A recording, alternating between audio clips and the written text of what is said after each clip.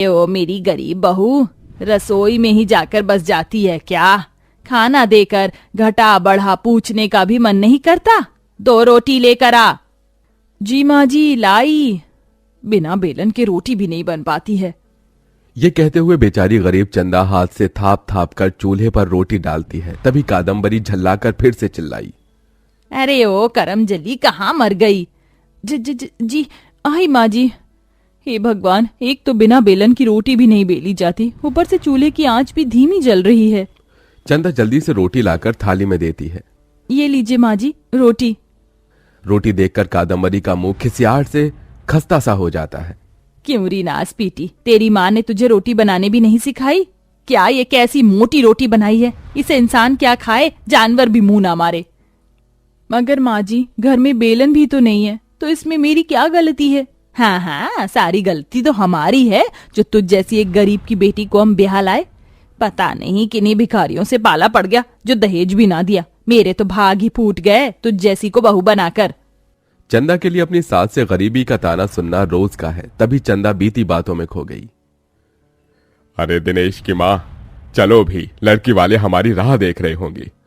तभी कादम्बरी देवी भारी सी साड़ी और नकली गहने पहने आई और इतरा के कहा, देखो तो लग रही हूँ ना लड़के की माँ। अम्मा मेरी मानो तो ये झुमके उतार दो, वरना सोने के समझकर चोर तुम्हारी कान न काट ले जाए। चिंता मत कर, तेरे होने वाले सास ससुर से सोने के झुमके मांगूंगी, अपने लिए और घर का सामान भी। कैसी बातें कर रही हो भाग्यवान? अरे हम दिनेश के लिए लड़की देखने जा रहे हैं, घर का सामान हम जोड़ लेंगे। इस पर कादम्बरी पिनकते हुए बोली, अरे खाक खरीद लाओगे? महीना भर हो गया है बेलन टूटे, तुम दोनों बाप बेटों से एक बेलन तो खरीदा नहीं जा रहा। थोड़ी देर में सब लड़के वाले के घर पहुंचे, पर सेवक राम का गरीब घर देखकर जैसे कादम्बरी के सीने पर सांप लौट गए। अरे भाई साहब, मेरी चंदा के सिवा मुझ गरीब के पास आपको देने के लिए कुछ भी नहीं है। हमें कुछ नहीं चाहिए सेवक राम जी, हमें यह रिश्ता स्वीकार है। आप चंदा को एक जोड़े में विदा कर दीजिए। और चंदा विदा होकर ससुराल आ गई। उसके ससुर वासुदेव सीधे इंसान थे, तो सास कादम्बरी उतनी टेढ़ी खीर, इसलिए उसने चंदा को स्वीकार ही नहीं किया और एक दहेज न लाने के चलते चंदा को उस दिन से आज तक ताने सुनने पड़ते हैं। ऐसे ही दिन बीतते गए। चंदा का भोर आधा दिन घर द्वार बिहारते, लीपने और खाना बनाने में बीत जाता, जिससे दोपहर हो जाती। उसमें दिन भर के बीच कादम्बरी केवल उसे दोपहर में ही 2 रोटी देती। उस रोज वो खाने बैठी कि एक बुढ़िया उसके द्वार पर आकर रोटी मांगने लगी। बेटी, कुछ खाने को दे दो, बड़ी भूख लगी है। उस गरीब बहू के मन में जरूरतमंद के लिए बड़ी दया माया थी। ये लो अम्मा, आप मेरे हिस्से का खाना खा लो, मैंने जूठा नहीं किया है। बहुत बहुत शुक्रिया बेटी, ईश्वर तुम्हें खुश रखे। बुढ़िया वहां से खाकर चली गई। अगले कई दिन वो अम्मा दोपहर में ही उसके द्वार पर आकर उससे रोटी मांगती और एक दिन कादम्बरी अपनी बहू को रोटी खिलाते देख लेती और उसे बड़ा सताती है।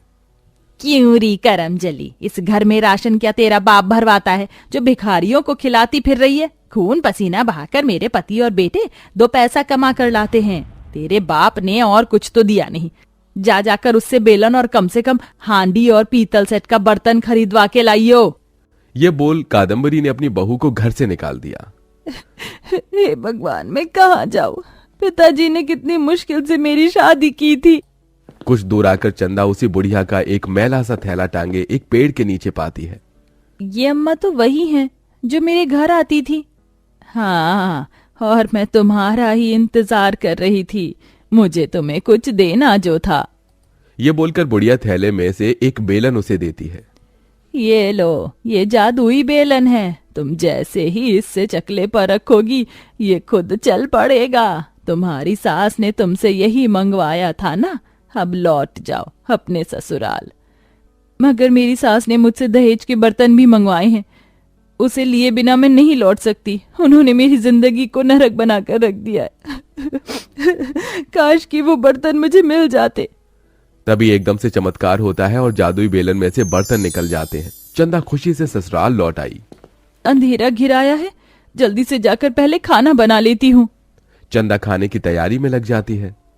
तरकारी तो बन गई, अब रोटी बना लूं। अरे बेलन कहाँ गया? तभी चंदा देखती है कि जादुई बेलन खुद ब खुद बड़ी ही तेजी के साथ रोटी बेल रहा था। अरे बाप रे, ये जादुई बेलन तो अपने आप ही चकले पर चल रहा है। अच्छा है, मेरे हाथों को आराम मिल गया। फिर वो गरीब बहू पकाई हुई पतली रोटियां सभी को परोसती है। अरे वाह चंदा, आज तो बड़ी पतली पतली रोटी बनाई है, कितनी मुलायम और मीठी लग रही है। बस बस, ज्यादा जोरू की तारीफ ना कर, वरना चने की झाड़ पर चढ़ जाएगी। जादुई बेलन के आ जाने से रोटी बनाना चंदा के हाथों का खेल सा हो जाता है।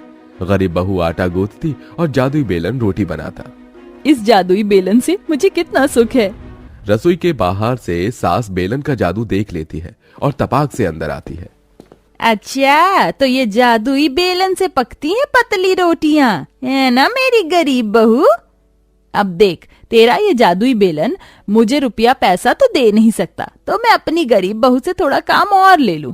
अब तू अपने जादुई बेलन के साथ रोटी का ढाबा चलाएगी और कमाई ज्यादा होनी चाहिए, समझी मेरी गरीब बहू? तभी मैं तुझे घर में रहने दूंगी, वरना दफा कर दूंगी तेरे बाप के घर। कादम्बरी बहुत चालाक थी, इसलिए उसने अपनी गरीब बहू के दुखती रग पर वार किया। वो जानती थी कि किसी भी सूरत में चंदा अपने गरीब पिता के घर नहीं लौटेगी। अगले रोज से चंदा ने जादुई बेलन से हर तरह की रोटी बनाने का ढाबा खोल लिया। लोग भी आने लगे। अरे ओ बहन जी, जरा रोटी लगाना। जी अभी लगाती हूँ भैया। जरा सुनिए, आपके ढाबे में और भी तरह की रोटियां बिकती हैं क्या? जैसे मिस्सी रोटी, तंदूरी रोटी, नान रोटी। बेचारी बहू के पास जवाब तो था कि वो मना कर दे, मगर उसे अपनी सास का कहा याद आया और उसने हामी भर दी। जी भाई साहब, मेरे ढाबे में हर तरह की रोटी मिलेगी। अगले ही पल बेचारी गरीब बहू चिंता में गलने लगी। तभी बेलन से आवाज आई। क्या हुआ चंदा, तुम इतनी चिंता में क्यों हो? चंदा ने जादुई बेलन को सारी बात बताई। जादुई बेलन, क्या तुम मुझे ये सारी रोटियां बनाकर दे सकते हो? हाँ चंदा, मैं बना सकता हूँ। इसी के साथ जादुई बेलन से मिस्सी रोटी, नान रोटी, तरह तरह की रोटी निकलने लगी। खासकर ग्राहक बहुत खुश हुए और चंदा की अच्छी कमाई हुई। पर घर आते कादम्बरी ने उससे सारे पैसे छीन लिए। अब चंदा का ढाबा चल पड़ा। पहले तक तो बेचारी बहू को घर की जिम्मेदारी संभालनी पड़ती थी, मगर ढाबे के काम की वजह से दोहरी मेहनत करनी पड़ती, जिससे खाए पिए बिना उसकी हालत खस्ता हो जाती। वहीं कादम्बरी सारा दिन खटिया तोड़ती। एक दिन ठंड की वजह से ढाबे पर घना कुहासा था। हे भगवान, आज कितना कुहासा है, दिन का दिन भी दिखाई नहीं दे रहा, रात सा लग रहा है। कड़ाके की ठंड की वजह से बेचारी गरीब बहू के ढाबे पर एक आधे लोग आए। घर आते कादम्बरी ने पैसे मांगे। ला दे आज के पैसे। ये लीजिए माँ जी। सिक्के देखकर चंदा की लालची सास पिनक पड़ी। क्यों री मेरी गरीब बहू, तूने क्या मुझे अपने जैसा समझा है? ये चिल्लड़ क्यों थमा रही है? माँ जी, आज कमाई नहीं हुई, ठंड थी इस वजह से। कादम्बरी अपनी गरीब बहू के बाल पकड़कर जुल्म ढाने लगी। झूठन कहीं की, बता बाकी के पैसे कहाँ दबा रखे हैं? बताती है कि नोट डालू तेरे बाल। माँ जी, मेरे बाल छोड़ दीजिए। तभी जादुई बेलन बौखलाकर हवा में उछल गया और कादम्बरी को पीटने लगा। हाय, मैं मर गई। अरे दैया, अरे दैया, अरे दैया, ये जादुई बेलन है कि बला? अरे बहू, मुझे बचा। आज मैं तुझ लालची औरत को नहीं छोड़ूंगा।